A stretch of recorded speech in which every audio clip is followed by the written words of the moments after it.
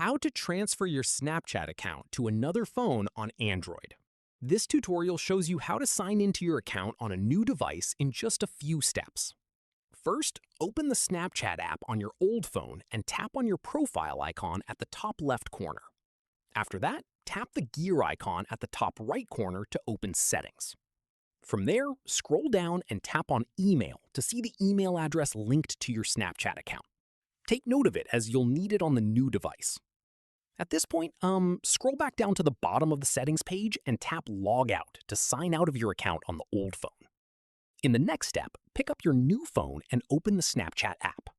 Following this, tap on Log In on the welcome screen. Once done, enter the email address you noted down earlier and tap Next. From here, enter your password in the field provided and tap Log In to proceed.